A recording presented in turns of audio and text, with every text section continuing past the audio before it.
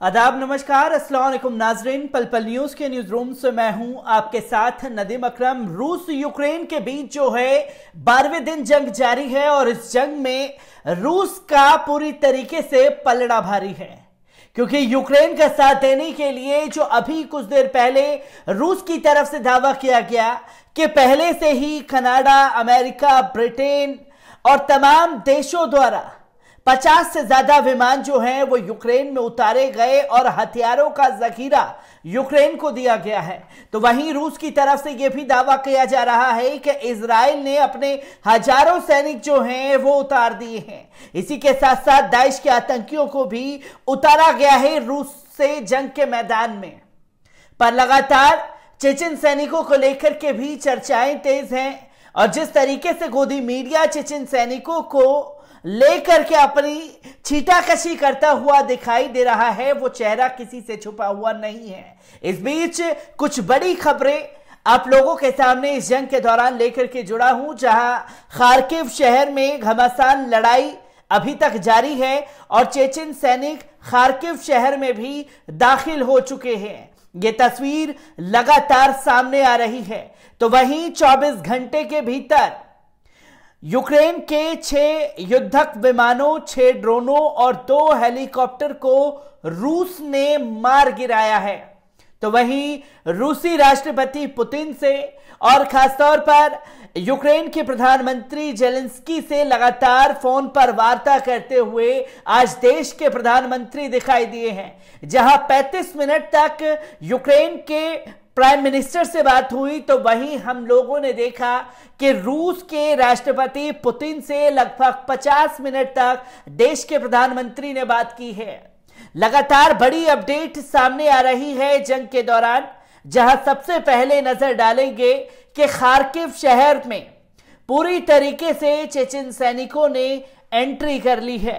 आपको बताते चले कि यूक्रेन के खार्किव में रूस और यूक्रेन की सेना के बीच जोरदार घमासान जारी है। जानकारी के मुताबिक रूस की सेना ने खार्किव शहर पर रात के समय कई हमले किए। यहां पर दोनों देशों की सेनाओं में जोरदार मुठभेड़ भी हुई है।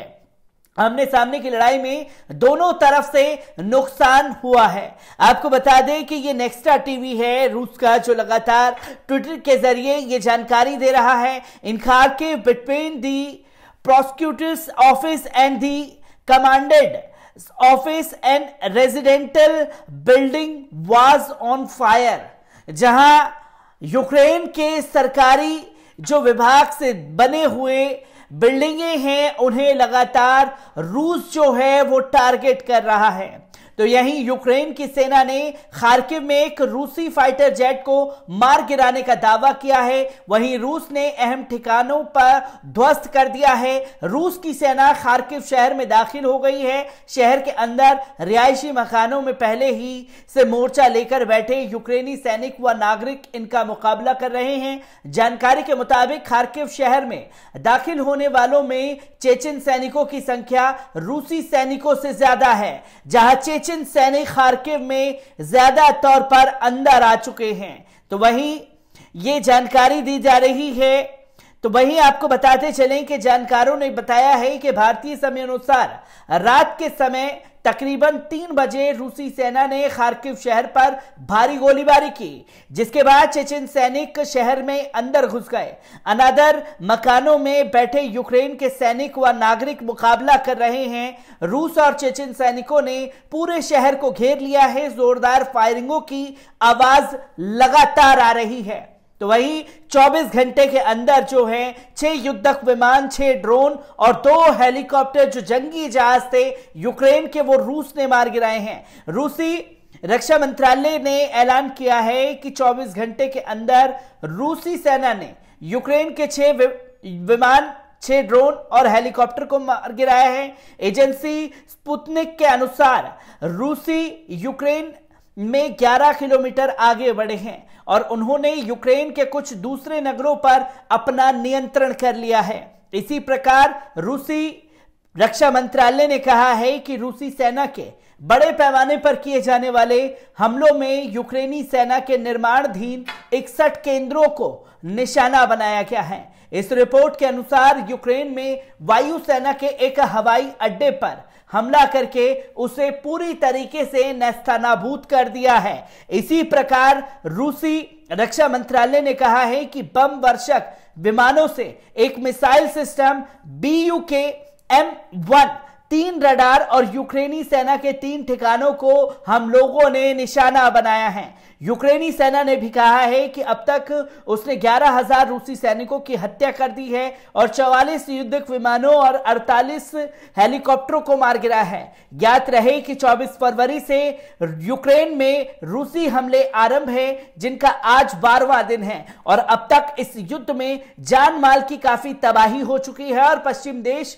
युद्ध बंद कराने के लिए प्रयास करने के बजाय यूक्रेन के लिए हथियारों भेजने की बात और कोशिश कर रहे हैं, जहां यूक्रेन को पूरी तरीके से हथियार देने का काम तमाम देशों द्वारा किया जा रहा है। इसी के साथ साथ कुछ और बड़ी अपडेट भी लेकर के लगातार सामने आ रहे हैं, जहां रूस यूक्रेन के बीच युद्ध का आज 12वां दिन है। 12वें दिन रूस ने यूक्रेन के कई शहरों में हमले और तेजी से बढ़ा दिए हैं। खार्किव में कई रिहायशी इलाकों पर भी हमला। इस बीच दोनों देशों के प्रतिनिधिमंडल आज तीसरी बार वार्ता करेंगे। इससे पहले हुई वार्ता में सुरक्षित कॉरिडोर पर सहमति बनी हुई थी। आज होने वाली बातचीत में युद्ध विराम पर चर्चा हो सकती है। वार्ता से पहले रूस की ओर से यूक्रेन के 4 शहरों में फिर से सीज़फायर का ऐलान किया गया है। तो वहीं यूक्रेन के मीडिया संगठन द कीव इंडिपेंडेंट के अनुसार राष्ट्रपति जेलेंस्की ने कहा है कि रात में रूस के माइकोलाइव पर हमला किया गया। उन्होंने रॉकेटों से रिहायश इलाकों को निशाना बनाया। उन्होंने खार्किव और उसके आसपास के इलाकों पर हमले किए। सैन्य दृष्टिकोण से इसका कोई मतलब नहीं है, यह स्पष्ट रूप से आतंकवाद है। तो वहीं पीएम मोदी ने पुतिन से 50 मिनट तक फोन पर बात की है। प्रधानमंत्री श्री नरेंद्र मोदी जी ने रूस के राष्ट्रपति पुतिन से 50 मिनट तक बातचीत की। दोनों नेताओं के बीच यूक्रेन की परिस्थितियों पर चर्चा हुई। इस दौरान पीएम मोदी ने प्रतिनिधि मंडल के बजाय पुतिन व यूक्रेन के राष्ट्रपति जेलेंस्की से बीच सीधे वार्ता पर जोर दिया। वहीं सुमी सहित यूक्रेन के कुछ हिस्सों में संघर्ष विराम और मानवीय गलियारों की घोषणा के लिए आभार जताया है। तो वहीं इस वक्त जब मैं ये खबर कर रहा हूं तो अंतर्राष्ट्रीय कोर्ट में भी रूस के खिलाफ सुनवाई जारी है। यूक्रेन पर रूस के हमले के खिलाफ अंतर्राष्ट्रीय कोर्ट में सुनवाई शुरू हो चुकी है। वहीं यूक्रेन व रूस के बीच जंग रुकवाने के लिए चीन ने मध्यस्थता करने की पेशकश की है। अब चीन खुल करके सामने आया है कि इस जंग को रुकवाने के लिए वो रूस और खासतौर पर यूक्रेन की तरफ से हस्तक्षेप करने के लिए तैयार है। तो वहीं यूक्रेन संकट के बीच चीन ने रूस और यूक्रेन के बीच मध्यस्थता कराने की इच्छा जताई।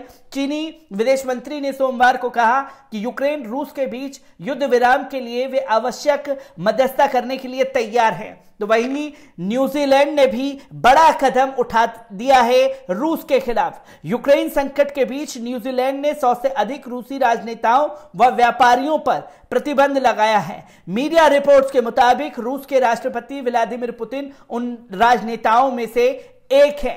तो ये बड़ी अपडेट जंग के दौरान सामने आ रही थी, जहां खार्किव पर चेचन सैनिकों ने अपना पूरी तरीके से कब्जा जमा लिया है। और 12 दिन जब जंग जारी है तो दुनिया भर के राजनेताओं में हलचल तेज हो गई है और हर कोई ये कोशिश कर रहा है कि अब इस जंग को बस रुक जाना चाहिए। वहीं पुतिन पहले ही साफ शब्दों में कह चुके हैं कि यूक्रेन हमारी शर्तें मान ले और उस शर्तों को मानने के बाद हम इस जंग को रोक देंगे। मैं ऐसी ही खबरों से आपको रूबरू कराता रहूंगा। दीजिए इजाजत, शुक्रिया।